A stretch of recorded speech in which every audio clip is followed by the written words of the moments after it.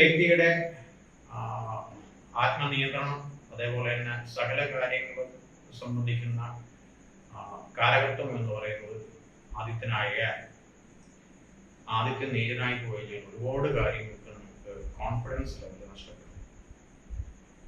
കൂടാതെ കുജനും കൂടി നീചനായിട്ട് പോയി കഴിഞ്ഞാൽ ഉള്ള ധൈര്യം, കുജൻ എന്ന് പറഞ്ഞാൽ പട്ടാളം, മിലിറ്ററി, പോലീസ്, ഇതിനെയൊക്കെ കാലഘട്ടം വരുന്ന ഗ്രഹമാണ് കുജൻ. അപ്പൊ കുജൻ നീചനായി പോയി കഴിഞ്ഞാൽ ഈ പറഞ്ഞ ധൈര്യം എന്ന് പറയുന്ന കാര്യത്തിൽ കുറച്ച് ബുദ്ധിമുട്ട് വരാനുള്ള സാധ്യതയുണ്ട്. ധൈര്യം കുറയും. കൂടാതെ ഇപ്പോ വ്യക്തികള് വളരെയധികം മിതത്വം പാലിക്കും എന്ന് വേറൊരു സത്യം. അതോടൊപ്പം എടുത്തുചാട്ടം കുറച്ച് കുറയ്ക്കും. കുറച്ച് നല്ല വശങ്ങൾ അതിനകത്ത് ഉണ്ടെങ്കിൽ പോലും അതിൽ വ്യക്തികളുടെ ആത്മധൈര്യം വളരെ വളരെ കുറയും.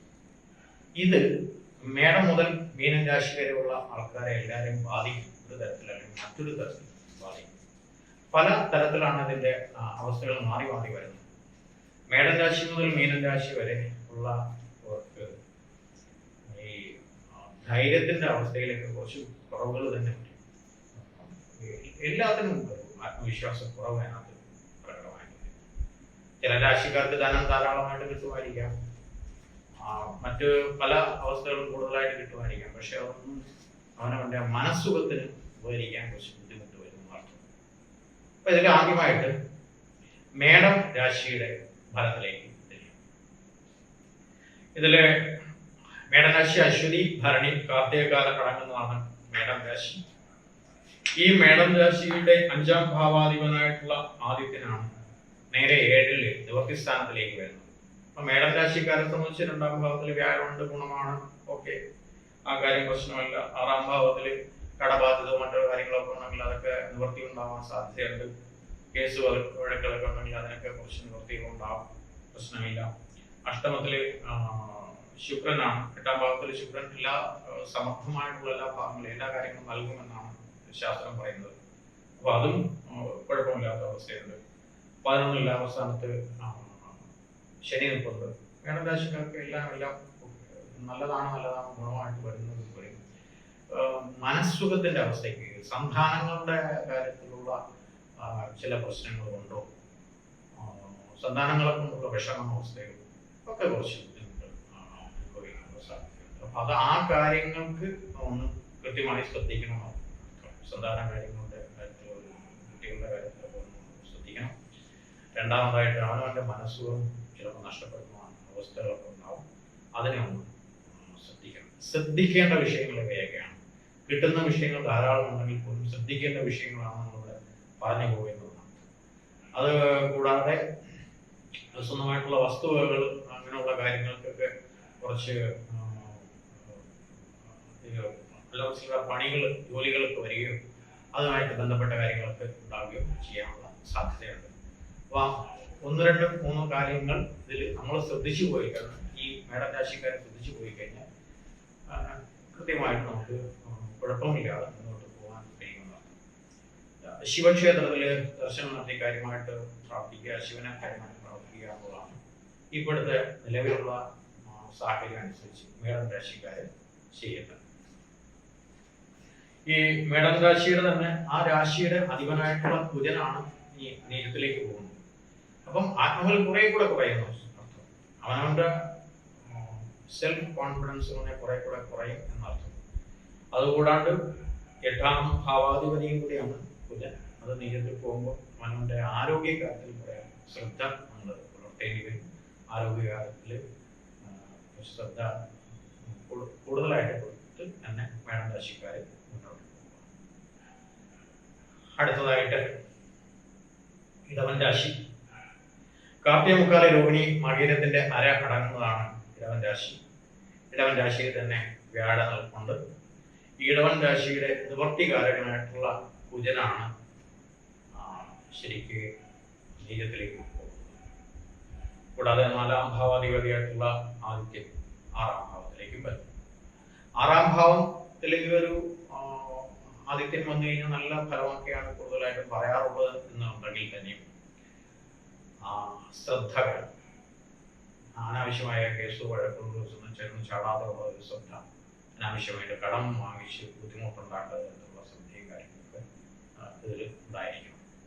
അതിൽ നമുക്ക് ബുധൻ എന്ന് പറയുന്ന ഗ്രഹം 5-ാം ഭാവാധിപതി, 2ഉം 5ഉം ഭാവാധിപതിയായിട്ടുള്ള ബുധൻ 6-ാം ഭാവത്തിൽ തന്നെ നിൽക്കുന്നുണ്ട്. 6-ാം ഭാവത്തിൽ ബുധൻ വലിയ കുഴപ്പമൊന്നും പ്രശ്നമൊന്നുമില്ല. പഠന കാര്യങ്ങൾക്ക് ഏർപ്പെട്ടിരിക്കുന്നവർക്ക് അതൊക്കെ നമുക്ക് നന്നായിട്ട് എഴുത്ത് കൊടുത്ത് കാര്യങ്ങൾക്ക് ആയിട്ട് മുന്നോട്ട് പോകുന്നവർക്ക് പ്രശ്നമില്ല.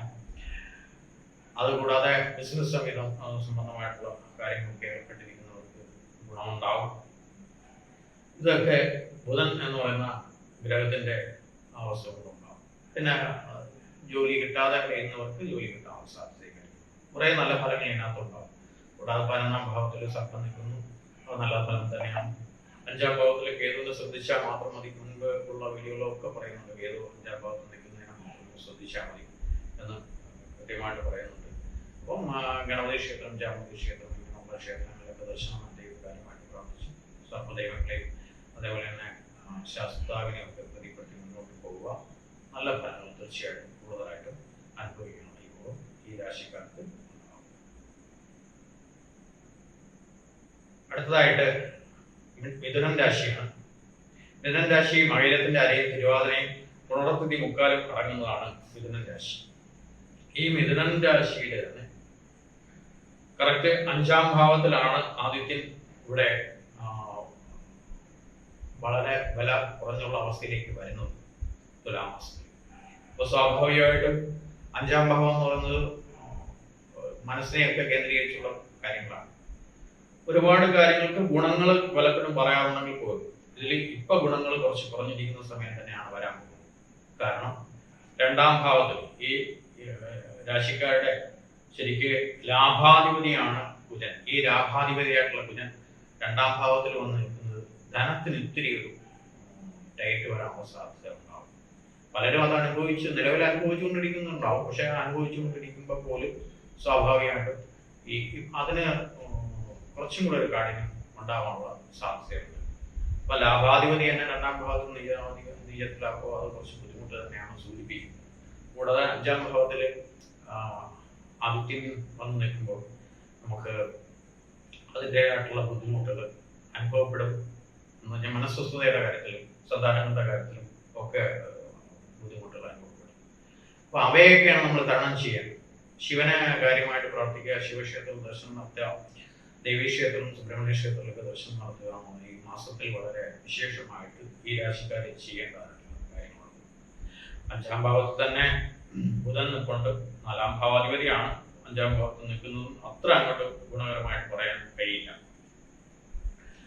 അപ്പോ ബുധനോ ശുക്രനോ നമുക്ക് അനുകൂല സ്ഥിതിയിൽ നിന്ന് തീർച്ചയായിട്ടും പറയാൻ പറ്റാത്ത ഒരു അവസ്ഥയാണ്. ശനിയാണ് ജാതകത്തിൽ കുറച്ച് ഇതിന്റെ രാശി അനുസരിച്ച് 9-ാം ഭാവാധിപതി 9-ാം ഭാവത്തിൽ നിൽക്കുന്നതുകൊണ്ട് കുറച്ച് ഗുണമായിട്ട് പറയാൻ കഴിയുന്നത്. ബാക്കിയുള്ള അവസ്ഥകളൊന്നും അത്ര ഗുണപരമായിട്ടുള്ളതല്ല. അപ്പൊ അതുകൂടി കുറച്ചൊന്നും ശ്രദ്ധിച്ച് ഈ രാശിക്കാർ ശ്രദ്ധിക്കുന്നത് വളരെ നന്നായി. അടുത്തതായിട്ട് കർക്കിടകം രാശിയാണ്. കർക്കിടകം രാശി പുണർത്തിഥി കാലം പൂയവും ആയില്യവും അടങ്ങുന്നതാണ് കർക്കിടകം രാശി. ഈ രാശിയിൽ തന്നെയാണ് കുജൻ നീചാവസ്ഥയിൽ നിൽക്കുന്നത്. ഈ രാശിയുടെ യോഗകാരകനാണ് കുജൻ. ആ കുജൻ അവിടെ നീചത്തിൽ നിൽക്കുന്നത് ഗുണകരം എന്ന് പറയാൻ കഴിയില്ല. യോഗകാരകൻ എന്ന് പറയുമ്പോൾ 5-ാം ഭാവാധിപതി, കർക്കിടക രാശിയുടെ 5-ാം ഭാവാധിപതിയാണ്. അതേപോലെ തന്നെ 10-ാം ഭാവാധിപതി. കർമ്മസ്ഥാനം എന്ന് പറയുന്നത് കുറച്ച് ബുദ്ധിമുട്ട് തന്നെയാണ്. അവനവന്റെ തൊഴിൽ മേഖലകളിൽ കുറച്ച് ബുദ്ധിമുട്ടുകൾ തന്നെയാണ് സൂചിപ്പിക്കുന്നത്. ഈ തൊഴിൽ കാര്യങ്ങൾക്ക് കുറച്ച് ശ്രദ്ധ വേണം, എല്ലാ തരത്തിലുള്ള ശ്രദ്ധ വേണം. മാറ്റങ്ങൾ ഇടയ്ക്കിടയ്ക്ക് മാത്രമേ ഉണ്ടാവുള്ളൂ. അതായത് ഒരു ദിവസം നന്നായിരുന്ന മറ്റു ദിവസം മോശമായിട്ടുള്ള അവസ്ഥയിലേക്ക് വരാനുള്ള സാധ്യത കൂടുതലായിട്ട് വരും. കൂടാതെ 5-ാം ഭാവാധിപതി തന്നെയാണ് ഈ രാശി വന്ന് നിൽക്കുന്നത്, നീചത്തിൽ വന്ന് നിൽക്കുന്നതുകൊണ്ട് അവിടെയും സന്താനങ്ങളുടെ വിഷയവും മനസ്വസ്ഥതയും കാര്യം തന്നെയാണ് പൊതുവെ സൂചിപ്പിക്കുന്നത്, കാര്യങ്ങളെല്ലാം സൂചിപ്പിക്കുന്നത്. അപ്പൊ തൊഴിൽപരമായിട്ടുള്ള കാര്യങ്ങൾക്കുള്ള മനസ്വസ്ഥതയാണ് ഏറ്റവും കാഠിന്യമായിട്ട് പറയുന്നത്. കൂടാതെ ഈ രാശിയുടെ 2-ാം ഭാവാധിപതിയായിട്ടുള്ള ആദിത്യനാണ് ഇപ്പൊ നീറ്റം ഭവിച്ച് 4-ാം ഭാവത്തിൽ നിന്ന് നിൽക്കുന്നത്. അപ്പൊ കുടുംബജീവിതത്തിന്റെ കാര്യത്തിലൊക്കെ കുറച്ച് ബുദ്ധിമുട്ടുകളോ കാര്യങ്ങളോ പ്രശ്നങ്ങളോ ഒക്കെ ഉണ്ടെങ്കിൽ പോലും അവയൊക്കെ നമ്മൾ തരണം ചെയ്യാനുള്ള സാധ്യതകൾ സ്വയമേവ കണ്ടുപിടിച്ച് മുന്നോട്ട് പോകുന്നതായിരിക്കും ഈ രാശിക്കാർക്ക് ഏറ്റവും നല്ലത്. സുബ്രഹ്മണ്യ ക്ഷേത്രത്തിലും ദേവീക്ഷേത്രത്തിലും ദർശനം നടത്തി കാര്യമായിട്ട് പ്രാർത്ഥിക്കുന്നത് ഈ രാശിക്കാർക്ക് വളരെയധികം ഗുണഫലം. അടുത്തതായിട്ട് ചിങ്ങൻ രാശിയാണ്. മകവും പൂരവും ഉത്രത്തിക്കാലമാണെന്നാണ് ചിങ്ങൻ രാശി. ചിങ്ങം രാശിയുടെ അധിപനാണ് ഇപ്പോൾ നീചത്തിലേക്ക് പോയത്. അപ്പോൾ സർക്കാർ വക കാര്യങ്ങളൊക്കെ ഇറങ്ങിത്തിരിക്കുന്നവർക്ക് ഈ മാസത്തിൽ അതിന് ആനുകൂല്യങ്ങൾ കിട്ടാനുള്ള സാധ്യത കുറയുമെന്നർത്ഥം. രാശിയാധിപൻ നിന്ന് നീചത്തിൽ പോയത്. രാശിയുടെ 4-ാം ഭാവത്തിലാണ് ശുക്രൻ നിൽക്കുന്നത്. അത് ഗുണകരമാണ്. അതുകൂടാതെ ശരിക്കും 3-ാം ഭാവത്തില് വ്യാഴം 2-ാം ഭാവത്തിൽ മൂന്ന് നിൽക്കുന്നത് വലിയ ഗുണമൊന്നും നമുക്ക് പറയാൻ കഴിയത്തില്ല, കുഴപ്പമില്ല. കൂടാതെ രാശിയുടെ 4-ഉം 9-ഉം ഭാവാധിപതിയായിട്ടുള്ള കുജനാണ് 12-ൽ നീചസ്ഥാനത്ത് നിൽക്കുന്നത്. ചിങ്ങൻ രാശിയുടെ യോഗകാരകൻ എന്നാണ് കുജനെ വിളിക്കാറ്. ആ കുജനാണ് ഇപ്പോൾ 12-ൽ പോയിരിക്കുന്നത്. അപ്പൊ ചെലവിന്റെ കാര്യത്തിൽ വർധനവ് ഉണ്ടാവാനുള്ള സാധ്യത ഉണ്ടായിട്ടുണ്ട്. ഭാഗ്യാവസ്ഥ തീരെ അനുകൂലമായിട്ടുള്ള നല്ലതെല്ലാം തന്നെ പറയാം. ഭാഗ്യാവസ്ഥ അനുകൂലമല്ല എന്ന് തന്നെ പറയാം. അപ്പൊ അതൊന്ന് ശ്രദ്ധിച്ച് തന്നെ മുന്നോട്ട് പോകണം. ഈ മാസക്കാലം കുറച്ച് എല്ലാ കാര്യങ്ങൾക്കും കുറച്ചൊരു ഫ്രീസായിരിക്കുന്ന ഒരവസ്ഥ ഉണ്ടാവാനുള്ള സാധ്യത ഉള്ള സമയമാണ്. അപ്പോൾ കൃത്യമായിട്ടുള്ള ഈശ്വര പ്രാർത്ഥനയോടുകൂടി മുന്നോട്ട് പോകുന്നതായിരിക്കും ഈ രാശിക്കാരെ സംബന്ധിച്ച് ഏറ്റവും നല്ലത്.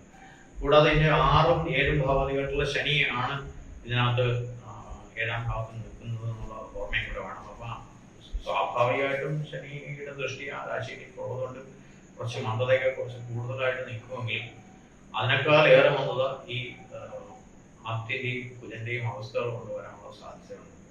അപ്പൊ അതിനെല്ലാം തരണം ചെയ്യുന്ന രീതിയിൽ തന്നെ മുന്നോട്ട് കൊണ്ടുപോകണം.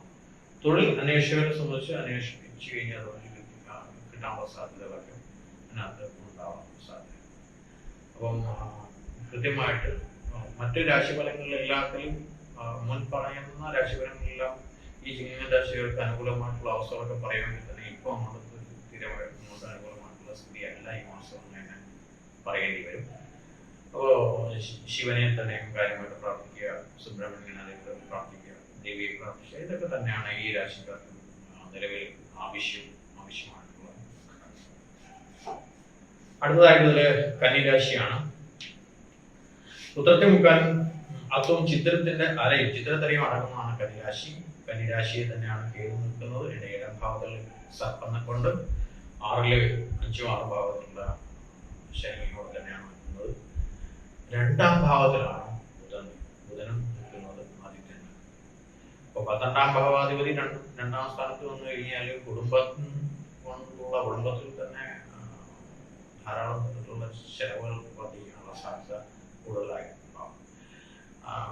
മറ്റ് ചെറിയ രീതിയിലുള്ള അസുഖങ്ങൾ, പനി ഇങ്ങനെയുള്ള അസുഖങ്ങൾ പോലെയുള്ള എല്ല് സംബന്ധമായിട്ടുള്ള അസുഖങ്ങളൊക്കെ അലട്ടാനുള്ള സാധ്യത നല്ല കൂടുതലായിട്ടുണ്ടാവും. 2-ാം ഭാവത്തിൽ എന്റെ രാശിയാധിപതി 2-ാം ഭാവത്തിൽ നിൽക്കുന്നത് ഗുണം തന്നെ സൂചിപ്പിക്കുന്നുണ്ടെങ്കിൽ ആദിത്യൻ കൂടി നിൽക്കുന്നുണ്ട്. കുടുംബജീവിതത്തിന്റെ കാര്യത്തിൽ കുറച്ച് ശ്രദ്ധ നമുക്ക് ഇതിനകത്ത് വേണ്ടി വരും. പിന്നെ 3-ഉം 8-ഉം ഭാവാധിപതിയാണ് 11-ാം ഭാവത്തിൽ അവസ്ഥാനത്ത് നീചനാണ്.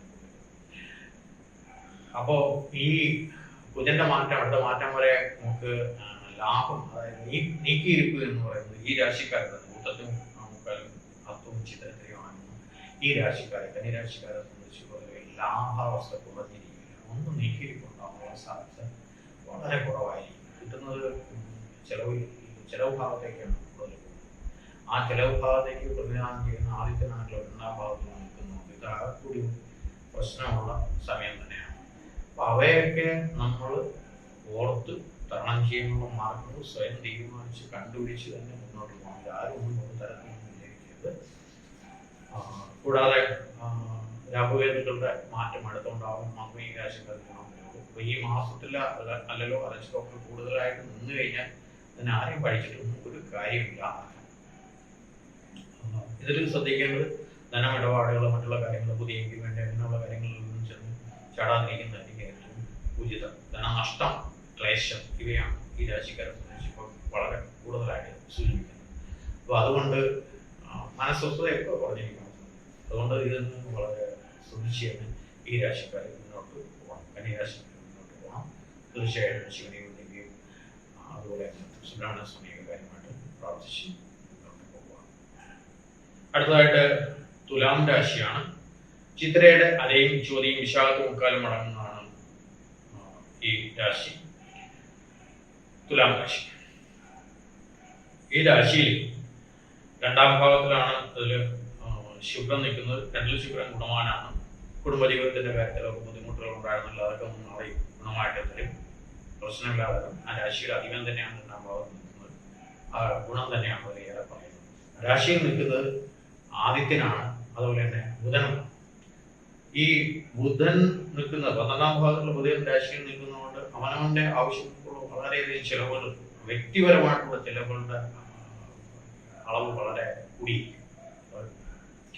കൂടാതെ 11ാം ഭാവത്തിൽ ലാഭം അടങ്ങേണ്ട ആ രാശിയുടെ അധിപതിയായിട്ടുള്ള ആദിത്യനാണ് ശരിക്ക് തുലാം രാശി തന്നെ. അപ്പം ആ രാശിക്കാരെ സംബന്ധിച്ച് ഗുണം എന്ന് പറയുന്നത് വളരെ കൂടുതലായിട്ട് പറയാൻ കഴിയും. രണ്ടാം ഭാവാധിപതി നിവർത്തികാരകമായിട്ടുള്ള കുജനാണ് ഇതിൽ ശരിക്കും പറഞ്ഞാൽ 10ാം ഭാവത്തിൽ നീചത്തിൽ വന്ന് ഭവിക്കും. അപ്പൊ തൊഴിൽ സംബന്ധമായിട്ടുള്ള വിഷയങ്ങൾക്ക് കുറച്ച് ക്ലേശം ഏറി വരാൻ സാധ്യതയുള്ള സമയമാണ്. കൂടാതെ നിവർത്തി ഭാഗ്യം എല്ലാ പ്രശ്നങ്ങൾക്കും നിവർത്തി തരേണ്ട പ്ലാനറ്റും കൂടിയാണ് ഇതിനകത്ത് നമുക്ക് തൊഴിൽ ഭാഗത്തേക്ക് വന്നിരിക്കുന്നത്. അപ്പൊ അതിന് വളരെ ശ്രദ്ധ, തൊഴിൽ മേഖലയിൽ അവനവന്റെ കർമ്മ മേഖലയിൽ ഏർപ്പെട്ടിരിക്കുന്ന എല്ലാവരെ സംബന്ധിച്ചും അതിന് കുറച്ച് ബുദ്ധിമുട്ടുകൾ തന്നെയാണ് അതിനകത്ത് സൂചിപ്പിക്കുന്നത്. കൂടാതെ ശുക്രന്റെ രണ്ടാം ഭാവസ്ഥിതിയോട് ഗുണം പറയുമെങ്കിൽ തന്നെ രണ്ടാം ഭാവാധിപതിയായിട്ടുള്ള കുജൻ നീചത്തിൽ പോയിരുന്നത് ചില സ്വാരസ്യങ്ങൾ അതിനെ കുറച്ച് സൂചിപ്പിക്കുന്നുണ്ട്. അവയെ തരണം ചെയ്ത് മുന്നോട്ട് പോകണം. ധനപരമായിട്ടുള്ള ക്ലേശങ്ങൾ തന്നെയാണ് അതിനകത്ത് സൂചനകൾ തരുന്നത്. അതിന് ആ രണ്ടാം ഭാവത്തിലേക്കുള്ള അഷ്ടമത്തിലേക്കുന്ന വ്യാഴത്തിലേക്ക് ദൃഷ്ടിയൊക്കെ കുറച്ച് ഗുണം ചെയ്യും. രണ്ടാം ഭാവാധിപതിയുടെ ഗുണം കുറച്ച് കുറവാണെന്നാലും അവിടെ നിൽക്കുന്ന ഗ്രഹത്തിനെ ദൃഷ്ടി എന്ന ഗ്രഹത്തിനെ കുറച്ച് ഗുണങ്ങൾ അതിനകത്ത് തരാനുള്ള സാധ്യത വളരെ കൂടുതലായിട്ട്. അപ്പോൾ തീർച്ചയായിട്ടും തുലാം രാശിക്കാര് ഇതിലും ശിവക്ഷേത്രം തന്നെയാണ് പ്രാധാന്യം കൊടുക്കേണ്ടത്. അതേപോലെ തന്നെ നിവർത്തി ഭാവത്തിലേക്കുള്ള സുബ്രഹ്മണ്യനും ദേവിയും തന്നെ ഇതിലും കാര്യമായിട്ട് പ്രാർത്ഥിച്ച് മുന്നോട്ട് പോയാൽ മതി. അതിൻ്റെ ആവശ്യം മാത്രമേ ഇപ്പം തൽക്കാലം ഈ മാസത്തേക്കുള്ളൂ. അടുത്തതായിട്ട് വൃശ്ചികം രാശിയാണ് പറയുന്നത്. വിശാഖത്തി കാലം അനേകവും തൃക്കേട്ടയും അടങ്ങുന്നതാണ് വൃശ്ചികം രാശി. വൃശ്ചികം രാശിയിൽ ആ രാശിയിൽ തന്നെയാണ് അതിൻ്റെ നിവർത്തി ഭാവാധിപനായിട്ടുള്ള ശുക്രൻ നിൽക്കുന്നത്. അത് ഗുണമാണ്, വളരെ ഗുണമാണ്. കൂടാതെ മറ്റ് ശനിക്കോ സർപ്പനോ മറ്റുള്ള ഗ്രഹങ്ങൾക്കോ ഒന്നും സ്ഥാനമാറ്റങ്ങൾ ഇല്ലാമെങ്കിൽ പോലും നിവർത്തി ഭാവത്തിൽ വ്യാഴം നിൽക്കുന്നത് ഗുണം തന്നെ പറയാൻ നോക്കും. പക്ഷേ ഈ രാശിയുടെ ഏറ്റവും വലിയൊരു ഇപ്പോഴത്തെ പ്രശ്നം 9ാം ഭാവത്തിൽ ഭാഗ്യസ്ഥാനത്ത് ആ രാശിയുടെ അധിപനായിട്ടുള്ള കുജൻ നിൽക്കുന്നു. അപ്പൊ സ്വാഭാവികമായിട്ടും ആ രാശിയാധിപനായിട്ടുള്ള കുജൻ നീചത്തിൽ പോയി കഴിഞ്ഞാൽ അവരുടെ സെൽഫ് കോൺഫിഡൻസ് ലെവൽ വളരെയധികം പറയുന്നുണ്ട്. ആ രാശിയുടെ അധിപന് 6ാം ഭാവാധിപനായിട്ടുള്ള കുജൻ 9ാം ഭാവത്തിൽ ഭാഗ്യസ്ഥാനത്ത് പോകുമ്പോൾ ഭാഗ്യാവസ്ഥയിൽ കുറച്ച് മോശം ഇടിവ് തന്നെയാണ് സംഭവിക്കുന്നത്. അവ ശ്രദ്ധിച്ച് തന്നെ മുന്നോട്ട് പോകണം. സുബ്രഹ്മണ്യ ഭജനം, ദേവി ക്ഷേത്ര ഭജനം ഒക്കെ വളരെ ഈ രാശിക്കാർക്ക് ഇപ്പോഴത്തെ അവസ്ഥയിൽ തീർച്ചയായിട്ടും നല്ലതാണ്. കൂടാതെ ആ രാശിയുടെ കുജൻ നിൽക്കുന്ന രാശിയുടെ അധിപനായിട്ടുള്ള ചന്ദ്രന്റെ ഭ്രമണം അനുസരിച്ച് ഗുണദോഷങ്ങൾ മാറി മാറി വന്നുകൊണ്ടിരിക്കുന്നു. അതായത് 2 ദിവസം നല്ലത്, 2 ദിവസം മോശം, അങ്ങനെയുള്ള അവസ്ഥകളെ കുറിച്ച് മാറി മാറി വന്നുകൊണ്ടിരിക്കുന്നു. പിന്നെ വളരെ പ്രധാനപ്പെട്ടത് കർമ്മസ്ഥാനത്തിന്റെ അധിപനായിട്ടുള്ള ആദിത്യനാണ് 12ാം ഭാവത്ത് നീചസ്ഥാനത്ത് വന്നിരിക്കുന്നത്. തൊഴിൽ അവനവൻ ചെയ്യുന്ന തൊഴിലിന്റെ കാര്യത്തിൽ കുറച്ച് ബുദ്ധിമുട്ടുകൾ വരാനുള്ള സാധ്യത കൂടുതലായിട്ടുണ്ട്.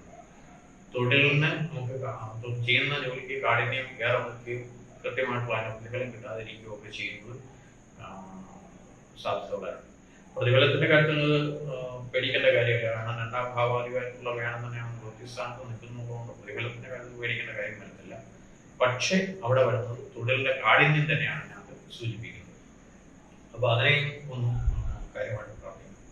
ആ തൊഴിൽ സ്ഥാനത്തിന്റെ അധിപനായിട്ടുള്ള ആദിത്യനെ പ്രതിനിധീകരിക്കുന്ന ശിവക്ഷേത്രത്തിൽ കൃഷ്ണമൂർത്തി കാര്യമായിട്ട് പ്രാർത്ഥിച്ച് മുന്നോട്ട് പോകുന്നതാണ് ഈ രാശിക്കാരെ സംബന്ധിച്ച്, പ്രത്യേകം വൃശ്ചിക രാശിക്കാരെ സംബന്ധിച്ച് ഗുണകരമായിട്ട് ഉണ്ടാവാൻ സാധ്യത. അടുത്തതായിട്ട് ധനുരാശിയാണ്. മൂലവും പോരാടവും ഉത്രാടത്തിക്കാൽ അടങ്ങുന്നതാണ് ധനുരാശി. ധനുരാശിയുടെ പ്രത്യേകത, ഈ രാശിയുടെ 5ാം ഭാവാധിപതിയും 11ാം ഭാവാധിപതിയായിട്ടുള്ള കുജനാണ് നീചം ഭവിച്ച് ഇതിന്റെ അഷ്ടമഭാവത്തിൽ 8ാം ഭാവത്തിൽ പോയി.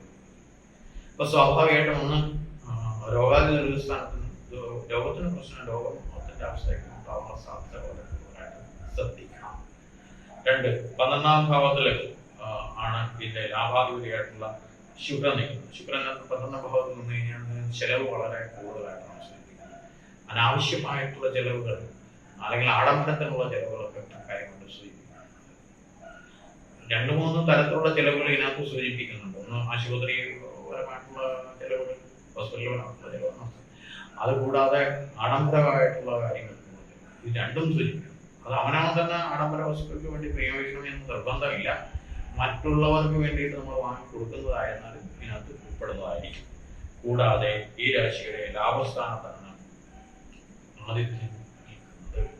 ലാഭസ്ഥാനത്ത് ആദിത്യൻ നിയത്ത് നിന്ന് കഴിഞ്ഞാൽ ഈ രാശിയുടെ ഭാഗ്യാധിപനാണ് ലാഭസ്ഥാനത്ത്. അതുമാത്രം കണ്ട് ഗുണകരമായിട്ട് പറയാൻ കഴിയില്ല.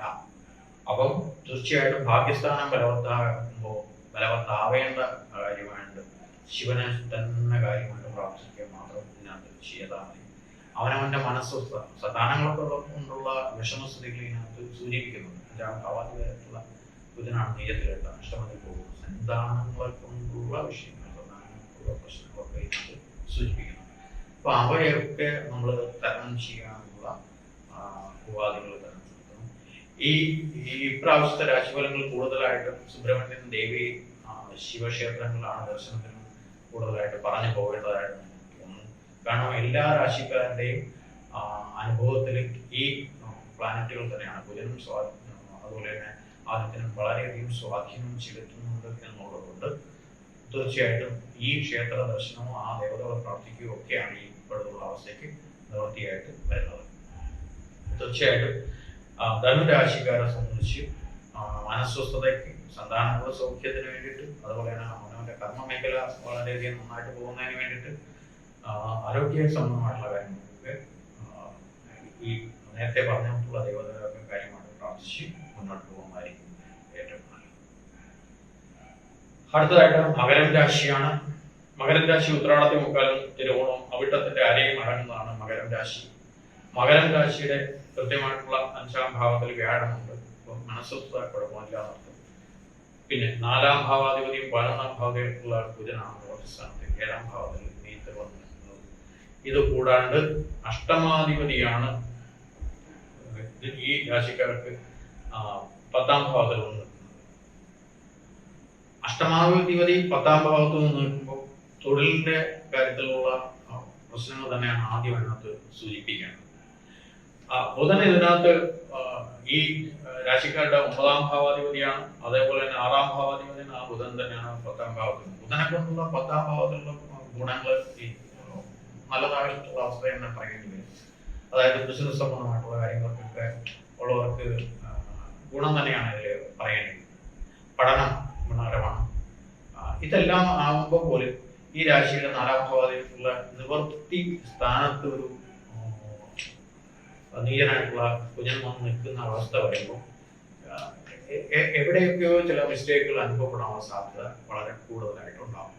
നിവൃത്തിസ്ഥാനം ബലവത്തായാൽ മാത്രമേ നമുക്ക് എല്ലാ കാര്യങ്ങളും പരിഹരിച്ചു പോകാൻ കഴിയുള്ളൂ മാത്രം.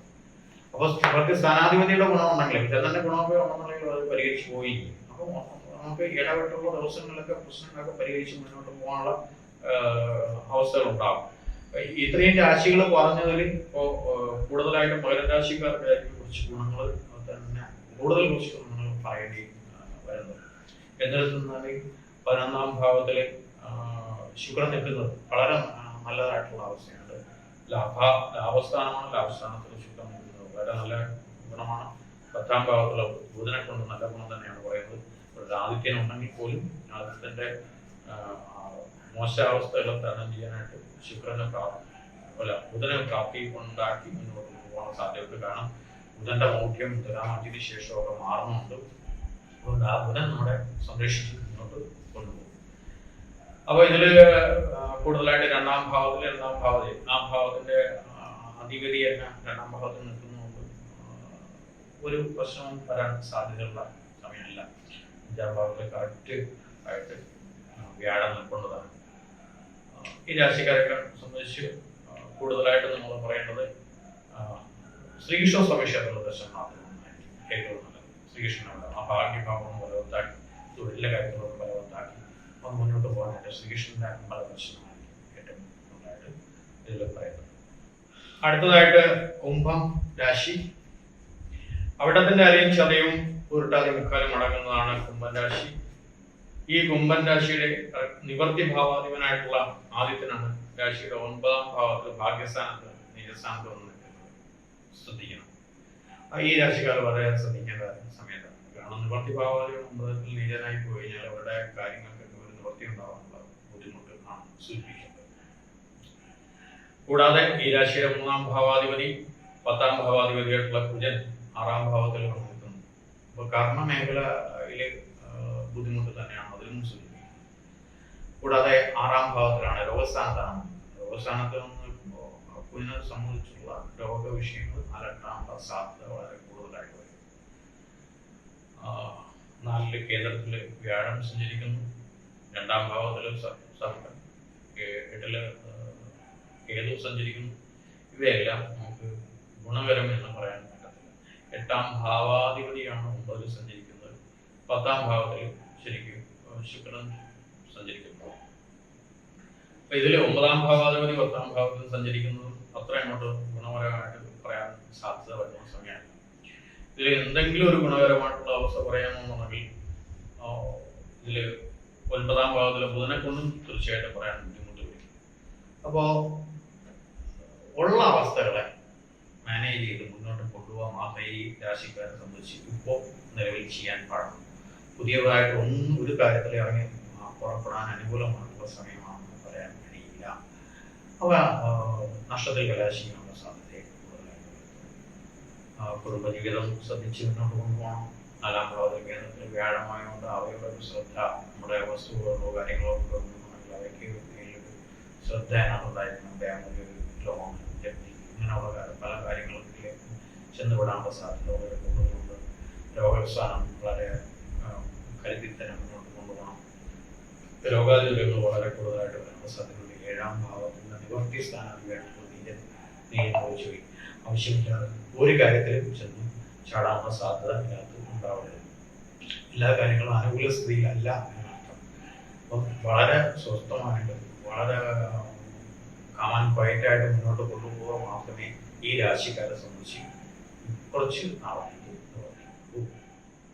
അടുത്തതായിട്ട് വരുന്നത് മീനൻ രാശി. മീനൻ രാശി ഉരുട്ടാതിക്കാലും മുത്തട്ടാതിയും രേവതിയും അടങ്ങുന്നതാണ് മീനൻ രാശി.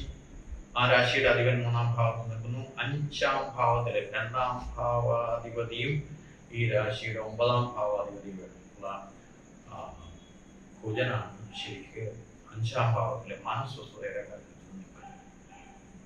അത് വളരെ അഷ്ടമത്തില് ആദിത്യം നിൽക്കുന്നു. അഷ്ടമത്തില് ബുധൻ നിൽക്കുന്നു. അഷ്ടമത്തിലെ ബുധൻ നിവർത്തി ഭാവാധികാരത്തോട് ബുധൻ അഷ്ടമസ്ഥാനത്ത് നിൽക്കുന്നതുകൊണ്ട് ഗുണം തന്നെയാണ് തീർച്ചയായിട്ടും പറയാവുന്നത്. അപ്പം ബുധനെ കൊണ്ടുള്ള ഗുണങ്ങൾ നമുക്ക് കിട്ടും. എങ്ങനെ കിട്ടുമെന്ന് വെച്ച് കഴിഞ്ഞാൽ എഴുത്തുകുത്ത്, രേഖാസംബന്ധമായിട്ടുള്ള കാര്യങ്ങൾ, പഠന വിഷയങ്ങളിൽ ഏർപ്പെട്ടിരിക്കുന്നവർക്കൊക്കെ അനുകൂലമായിട്ടുള്ള അവസ്ഥകളുണ്ടാവും. ശരിക്കും പറഞ്ഞാൽ മാധ്യമങ്ങളുമായിട്ട് ബന്ധപ്പെട്ടിരിക്കുന്നവർക്ക്, അങ്ങനെയുള്ള ഈ രാശിക്കാരായിട്ടുള്ളവർക്കൊക്കെ വളരെ അനുകൂലമായിട്ടുള്ള സ്ഥിതിവിശേഷങ്ങളുണ്ടാവും. ബുധന്റെ കാലഘട്ടത്തിൽ വരുന്ന ഒരു കുറേ കാര്യങ്ങളുണ്ട്. ആ കാര്യങ്ങൾക്കെല്ലാം ഗുണകരമായിട്ട് വരുമെന്ന് അർത്ഥങ്ങളുണ്ട്.